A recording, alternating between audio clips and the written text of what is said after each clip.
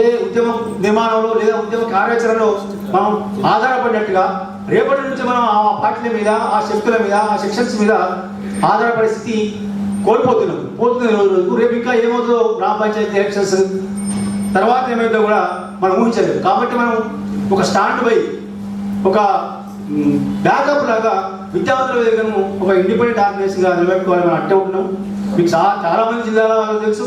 మొదట్లో ఇప్పుడు కూడా ఏ రాజకీయ నాయకుడిని కూడా మనం మన సభలకు స్టేజ్ ఎక్కకుండా ఎవరిని మనం రాజకీయ నాయకులను ఆహ్వానించుకోలేకపోయారు. ఏ రాజకీయ పార్టీని కూడా మనం ఇంతవరకు ఇందులో భాగం చేసుకోలేదు.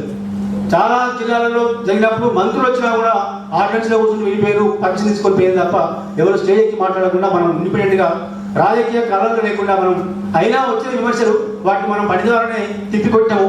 పని ద్వారానే ఇవాళ ఎవరు కూడా పలానా పార్టీకి తోకలాగా ఉండరు అని గతంలో అన్నట్టుగా ఇవాళ అనే పరిస్థితి లేదు. మనం ఎందుకు లేదు అంటే మన పని ద్వారా మనం ఆ విషయాన్ని అవగాహన చేయించాము లేదా క్లారిటీ ఇచ్చాము.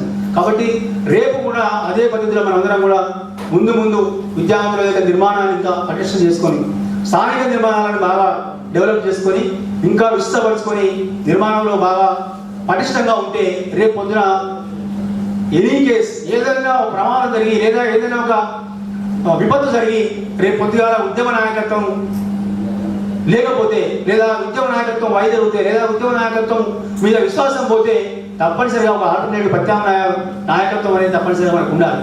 ప్రత్యామ్నాయ విశ్వాసం ఉన్నటువంటి ప్రత్యామ్నాయం అనేది కంపల్సరీగా ఉండాలి. అది విద్యావంతుల వేదిక మాత్రమే సాధ్యమవుతుందని మనకు ప్రజలు చూస్తున్న విశ్వాసం వల్ల మనం మాట్లాడగలుగుతున్నాం. కాబట్టి దీన్ని నిలబెట్టుకోవడానికి తప్పనిసరిగా మనం రాజకీయాలకు అతీతమైనటువంటి రీతిలో, రాజకీయాల కంటే అధికార రాజకీయాలకు అతీతమైన రీతిలో, ప్రజా రాజకీయాలకు సమీపమైన రీతిలో తప్పనిసరిగా విద్యార్థుల దగ్గర ముందు నిలబెట్టుకోవాలి. అందుకనే 10 ఏళ్ల తర్వాత 10 ఏళ్ల క్రమంలో మొట్టమొదటిసారి మనం కొన్ని విషయాల మీద మనం అనుకున్నంత ఎఫెక్టివ్గా ఈ 2 రోజులు పనిచేసినామా లేదా, ఎఫెక్టివ్గా మనం దీన్ని సమయాన్ని వినియోగించుకున్నావా లేదా అనే విషయం మీద నాకు కూడా పూర్తిగా 100% లేకపోయినప్పటికీ కూడా ప్రయత్నం అయితే 10 ఏళ్ల తర్వాత మొట్టమొదటిసారి ఒక సంస్థ తమ అంతర్గత శక్తులకు సంబంధించిన ఒక ఆలోచనని క్రోడీకరించుకునే ప్రయత్నం అనేది ఈ రీతిలో ఎందుకంటే మిగతా సంఘాలకి, కార్మిక సంఘాలకి కార్మిక హక్కులు, రక్షణ అవన్నీ ఉంటాయి.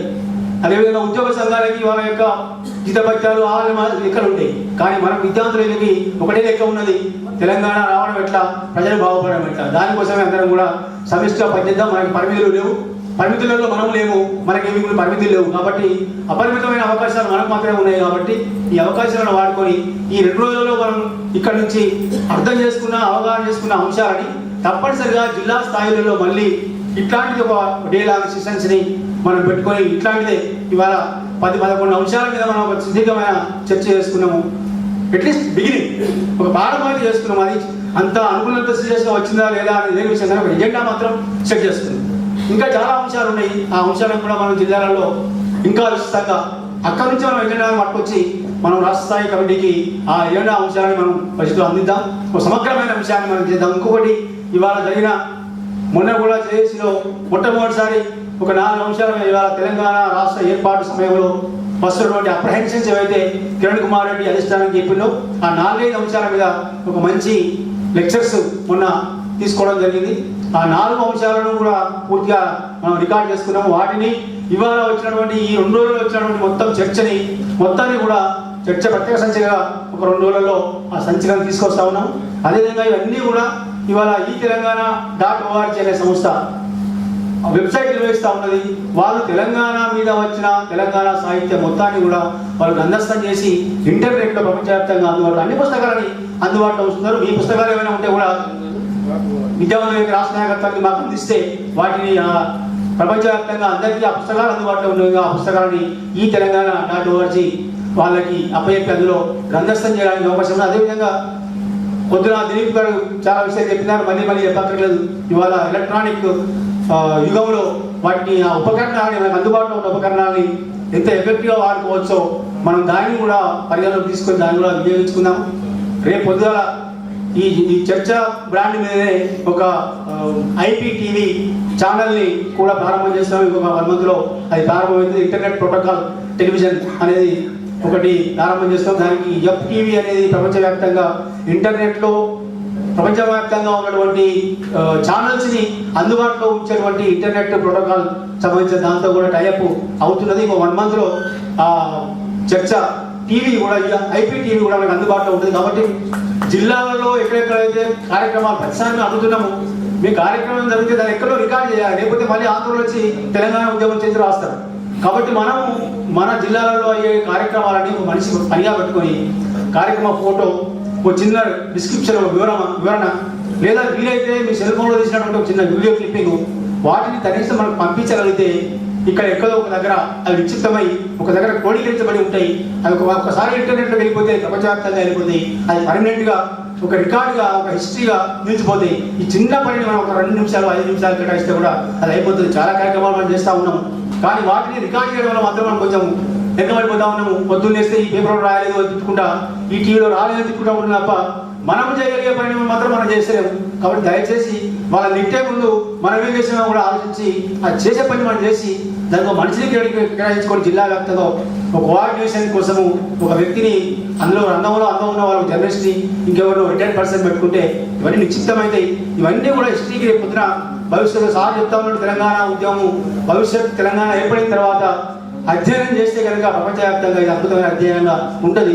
అందులో మన పేసి ఉండాలి, మన పేరు ఉండాలి, లేదా మన ఊరు ఉండాలి, మన జిల్లా ఉండాలి అనే సోయంతో మనం పనిచేస్తేనే విద్యార్థులకు ఆ పేరుకు సార్థకత ఉంటుంది. కాబట్టి నిర్లక్ష్యం చేయకుండా దయచేసి మెసేజ్ ఇచ్చినప్పుడు కనీసం ఒక రెస్పాండ్ అయ్యి కొంచెమైనా రెస్పాండ్ అయితే మాకు చాలా ఆనందంగా ఉన్నది. వీళ్ళు సోయిలే ఉందని అనుకుంటాము, లేకపోతే సోయి తప్పిరని మాకు ఆందోళన చెందాల్సి వస్తుంది. కాబట్టి రెస్పాండ్ కావాలి.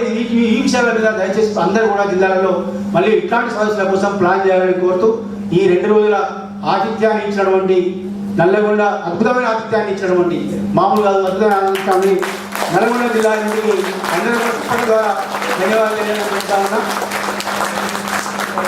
తక్కువ సమయంలో 10 రోజుల టైంలోనే వాళ్ళు ఇంత మంచి ఏర్పాటు చేసి ఎక్కడ చిన్న పొరపాటు జరగకుండా, చిన్న ఇబ్బంది కలగకుండా ఒక ప్రశాంతమైన వాతావరణంలో పూర్తిగా మనం కేంద్రీకరించే విధంగా, విషయాల మీద కేంద్రీకరించే విధంగా ఇచ్చినటువంటి తర్వాత ఇది ఒక హిస్టారిక్ 2 రోజులు కూడా చాలా హిస్టారికల్ డేస్. ఈ 2 కూడా ఉద్యమంలో 2 రోజులు మీద ఇంతమంది ఆలోచన పనులు, అలిసిగా ఆలోచన పనులు కూర్చుండి చేయడము, ఇది ఎంత తీస్తుందో రేపు పొద్దున ఉద్యమ దశ దిశ ఇవ్వడానికి భవిష్యత్తు దీనికి ఒక స్థానం అనేది తప్పనిసరిగా ఉంటుంది.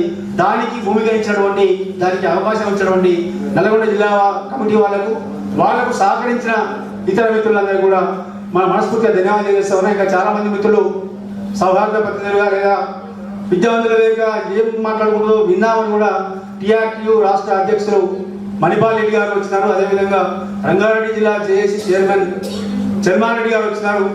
వాళ్ళు 2 రోజులు పూర్తిగా ఇక్కడ ఉండి ఈ జరుగుతున్న పరిణామాలను చూసి చాలా ఆశ్చర్యపోతున్నారు. ఎందుకంటే మాకు బయట మీటింగ్లో మేము పోతున్నప్పుడు ఏ మీటింగ్ అయినా మీడియా కెమెరా లేకపోతే మాట్లాడలేని స్థితికి వచ్చినాం, కెమెరా ఉంటే తన్నుకునే స్థితికి వచ్చినాం. అధ్యక్షుడా, చైర్మనా, ఇంకోట మొహమాటా మర్చిపోయి అదే లక్ష్యంగా ప్రాణాలైనా అర్పిస్తాం, కెమెరా ముందు కనిపిస్తామనే లక్ష్యంతోనే మాట్లాడుతున్న స్థితిలో ఇవాళ ఎవరు కూడా ఇంత డిసిప్లిన్ మాకు బాగా నచ్చింది. లక్ష్మీ గారు చెప్తున్నారు కూడా అదే తేడా, విద్యార్థులకు జేఏసీకి తేడా లేదా ఇతర సంస్థలకి తేడా ఏంటి అంటే, మా ఊరు ప్రచారం కోసం ఎవరు కూడా మాట్లాడరు, ప్రచారం కోసం పనిచేయరు. వాళ్ళు ఏదైనా సౌండ్ చేసిందంటే ఇట్ మీన్స్ సంథింగ్ సౌండ్ అన్నట్టే ఉంటుంది. అది గర్వంగా చెప్పుకుంటున్నాము. దాన్ని మీరు నిలబెడుతున్నందుకు, మీరు పోయిన చోట కూడా ఇదే పద్ధతిలో ఉంటే మేము గర్వపడుతున్నందుకు దానికి కూడా అర్థం ఉంటుంది. లేకపోతే మేము అవమానంగా ఫీల్ వస్తుంది.